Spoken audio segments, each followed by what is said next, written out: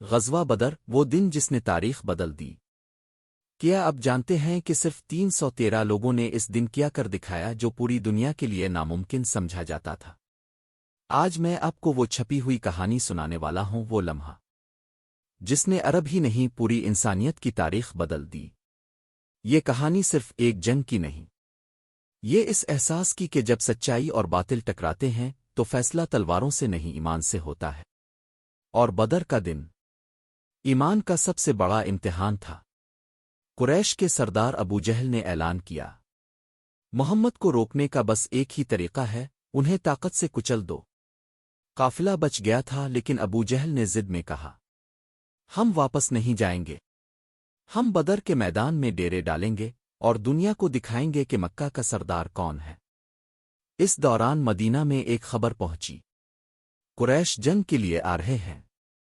پیغمبر اسلام نے صحابہ کو جمع کیا، 313 لوگ، جن میں کچھ کے پاس ڈھالیں نہیں تھیں، کچھ کے پاس مکمل ہتھیار نہیں، اور صرف 2 گھوڑے اور 70 اونٹ۔ لیکن سب کے دلوں میں ایک چیز مشترک تھی، یقین۔ حضرت مقداد اٹھے اور بولے، اے رسول اللہ، ہم وہ بات نہیں کہیں گے جو بنی اسرائیل نے موسیٰ کو کہی تھی، اب لڑیں، ہم اب کے ساتھ لڑیں گے جب تک موت سامنے نہ آ جائے۔ یہ وہ لمحہ تھا جب بدر کی جنگ جیت لی گئی تھی۔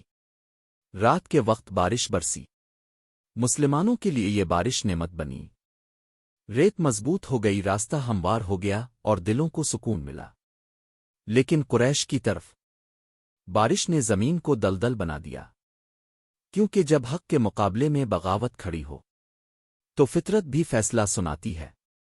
رسول اللہ رات بھر دعا کرتے رہے، اے اللہ، اگر یہ گروہ آج شکست کھا گیا تو پھر زمین پر تیرا نام لینے والا کوئی نہ رہے گا۔ صبح ہوئی، دونوں لشکر سامنے آئے۔ قریش کے سردار للکاری، کون ہے تمہارا مقابل؟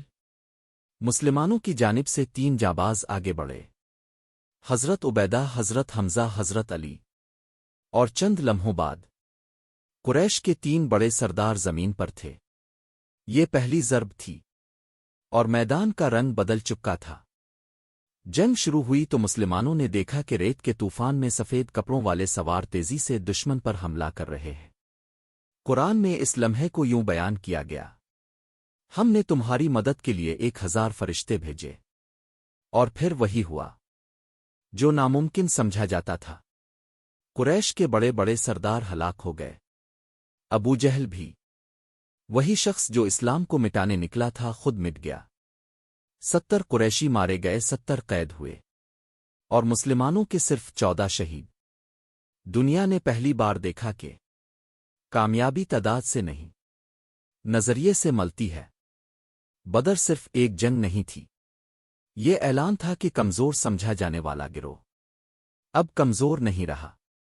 بدر کا پیغام آج بھی زندہ ہے، جب تمہارا دل سچا ہو اور راستہ حق کا تو تم اکیلے نہیں ہوتے۔